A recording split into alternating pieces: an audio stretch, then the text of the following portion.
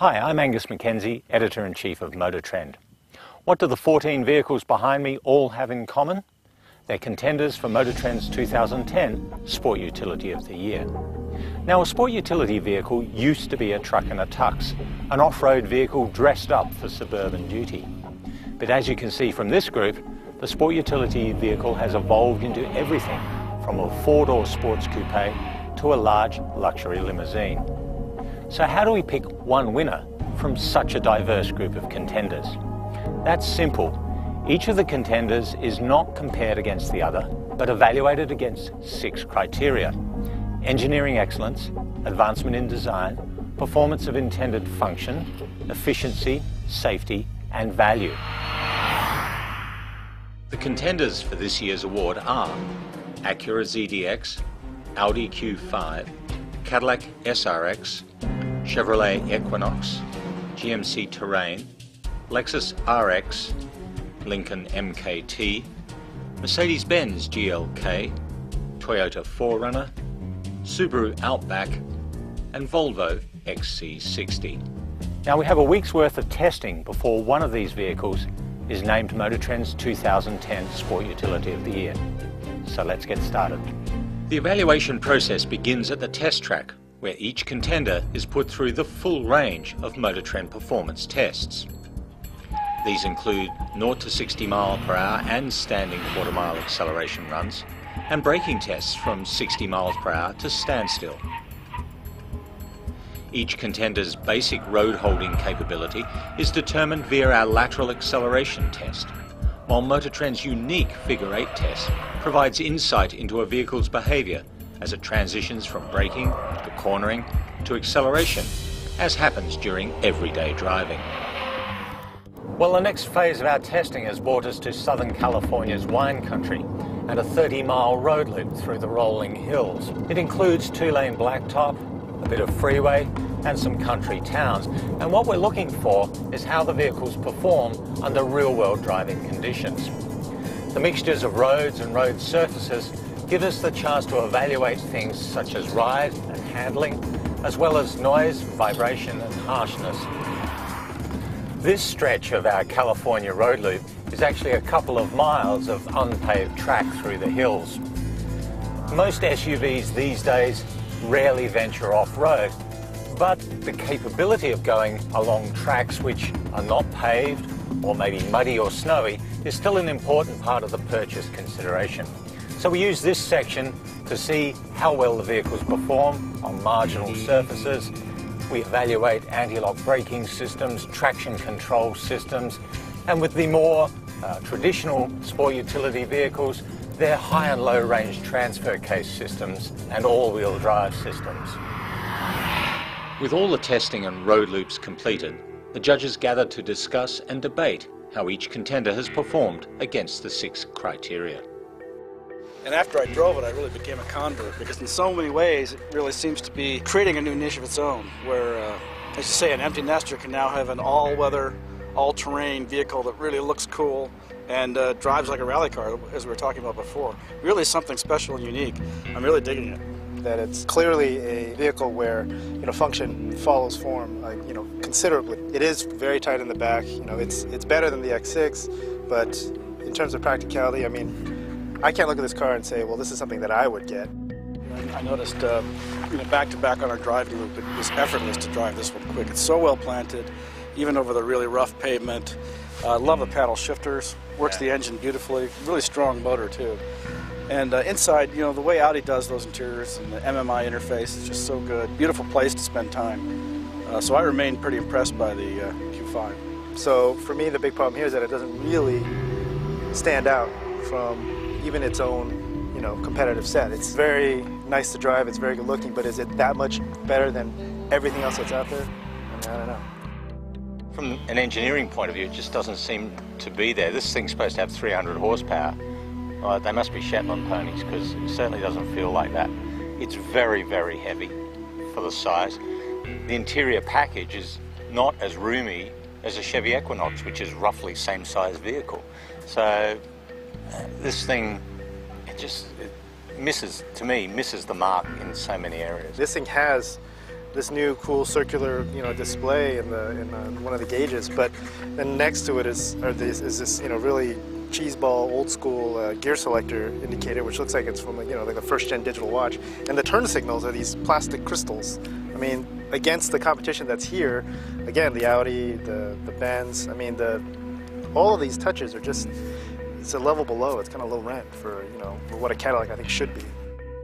One of the things I found though on the drive is on the smooth pavement, this thing felt very nice, composed, poised.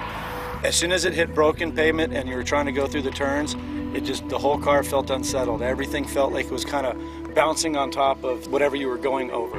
I think this is possibly the best Volvo product currently out there. But it's a very high riding vehicle. It has some pretty good ground clearance, yet you don't really feel that on the road. It corners nicely. Yeah. There's certainly enough power. I thought it rode very well. I think it's a very comfortable car for most people in typical driving. The ride was also quite good given its length, so it wasn't very choppy. You'd expect that. I didn't sense it at all. The seats are rather hard. That's a characteristic of Mercedes, but they are hard. But I actually like the car. It does have a nice motor, pretty good chassis, but it's small, maybe one of the smallest in this class inside, and awfully lacking in features. For $45,000, it doesn't even have a nav system. I kind of like the way it looks, but I'm kind of disappointed in the amount of content it has and its functionality. That was my overall opinion. I also like that it's a big car, where Cadillac is chasing after smaller cars and after BMW and Mercedes and things like that. This thing just says, I'm a big American luxury car, and the heck with the rest of you people. And I think that's cool. I'm rather fond of that. Why do you have to do a Lincoln that is remotely like a station wagon or an SUV? That's nothing to do with Lincoln DNA to start with. And then do one that has this large body, but a worthless third row. It's almost like, this is the answer to a question nobody asked. I was very pleasantly surprised driving it. I like the 6-cylinder all-wheel drive. Obviously, that's the full Monty version, but you could get it with just about all the options on it for low to mid-30s. And you get a vehicle that not only drives really well, but it's just, as you said, huge inside. It's a little chintzy inside. It's very clear to me who they were pursuing in interior styling. I mean, it's as button crazy on the center stack as the Hondas are these days. All those buttons lined up with that nav screen.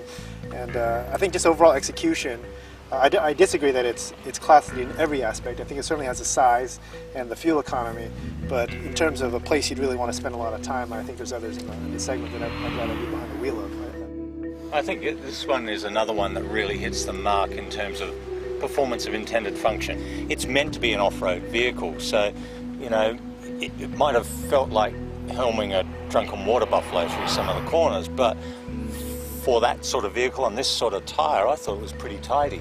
And it's reasonably economical, and it was one of the quieter ones here in terms of the NVH suppression on the tyre and the suspension. But there's a lot of really cartoony Tonka truck, details to it. These huge headlights, the ridiculously sized 4Runner badge on the back, and inside all these knobs. I mean, I know they're making stuff so you can, if you have your snowboard gloves on, you can turn the stuff on, but it's getting a little crazy in there. I mean, the things are really huge. There's a lot of honesty about this vehicle. It's not trying to be something else. It's a car-based wagon with SUV-type ground clearance, and, driving out on the loop there, it was one of the nicer rides because the suspension was compliant, the engine had plenty of power, the steering was good. This just seems like this will be an honest, all-round family vehicle. You can take your kids on vacation, you've got room in the back. It's one of the best drives, and it might be my favorite because I really think it's a car and not an SUV. I think the styling is a retrograde step. I think if you look at the last model, it was much cleaner. This one's got the big smiley face. It works worse as the sedan versus the Outback, but it is a step back. I found the ride to be way too stiff. It's got a lot of really sharp vertical motion, particularly over large bumps like that, and I thought that's not quite what the RX Custom is going to be expecting. I thought they've tried to make it sporty, and all they've done is make it stiff, and it doesn't sit with the Lexus DNA. This is supposed to be a luxury brand, not a sports car brand. And really, these things are so stuffed with technology. I mean, there's no you're arguing that this really has class-leading everything, all the goodies. It's squishy when you get in, the leather's nice. I mean, it really cossets you around, but it doesn't excite me at all. It's really, I think, it's kind of for the guy who buys the biggest flat-screen TV and the nicest stereo components, but then really is watching like just the lamest movies that are, you know, non-Blu-ray. You know, I agree with Ed's comment earlier that the center stack has gone all Honda. It's way too many buttons. It's very confusing. But generally, you know, smooth, good driving. Both engines are reasonable. The four-cylinder works harder, obviously, but I like driving it. And I think a lot of buyers are going to appreciate the size-price ratio. I do like the way both of these drive, but I do think, in spite of its huge truck look and the face and these big fenders, it is really more butch than that Equinox. There's a lot of femininity to the face in that, and particularly in some of the interior styling that is absent in this one, again with the red touches and the real dark, sporty, you know, cloth. So that would be the only reason I would get it, and just rip off maybe this lower valence portion so it doesn't have quite the double chin. One judge, one vote. And with all the votes counted, it's time to reveal the winner. It does. Okay, we have a winner, and by a fairly commanding margin. It is the Subaru Outback. A number of this year's contenders offered bold designs or eco-friendly powertrains, but the Outback's unique combination of comfort, efficiency, versatility and value made it a clear winner. The Outback reshapes the definition of a sport utility vehicle by melding the driving refinement, great gas mileage and easy access of a car-based wagon with the multi-mission prowess of conventional SUVs. While many modern truck-based SUVs now strive to be as car-like as possible, the Outback starts with many of the car-like attributes customers want and overlays them with all-weather, all-road ability that equals or betters many of its rivals. Careful attention to detail in the design and engineering of the Outback has delivered tangible customer benefits. This is a roomy, capable, functional vehicle that is easy to drive and economical to run.